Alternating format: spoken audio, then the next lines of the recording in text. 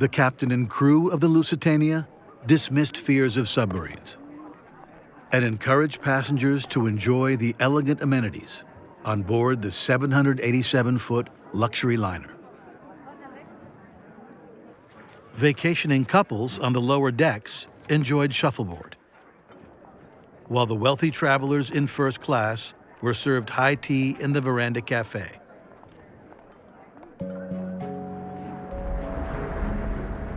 From intercepted communications, the British knew the German submarine U-20 was lurking in the path of the Lusitania. Yet they chose not to send destroyers out to meet the ship and escort it into Liverpool. Within the halls of the British Admiralty, some argued that if the Lusitania was lost, it might precipitate American entry into the war. The British are definitely trying to get America involved in this war. Right from the beginning, there is a sense of, we need you here. Your shipping is not going to be enough. We are your brethren. You must support us.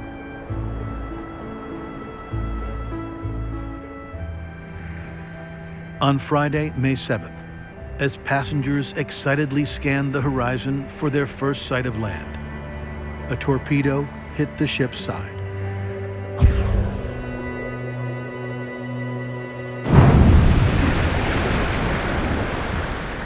The explosion ripped a huge gash in the Lusitania.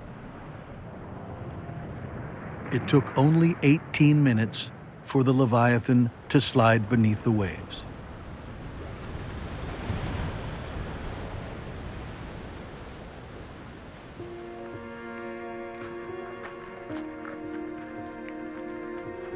For months after the Lusitania went down, dead bodies washed ashore.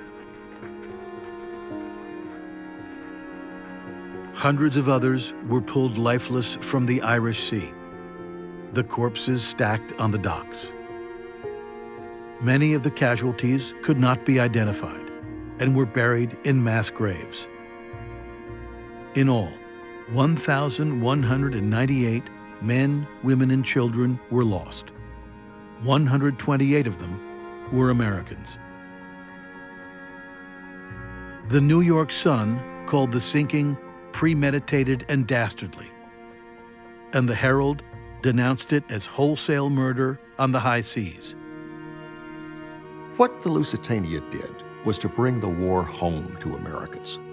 Up to that time, it was this awful thing that was happening to other people far away. Now, the war had reached out and touched us. But what it did really was, I think, redouble an awful lot of people's determination to stay out of it. The American media had been covering the war for months and months now. We knew what it was like. Americans had been imagining their sons at the battlefront. We don't want to buy into that. And here's this act of barbarism that is threatening to bring us in. Much of America is now beginning to discuss what should America's role be in this war now that we are losing lives. How do we maintain a position of neutrality?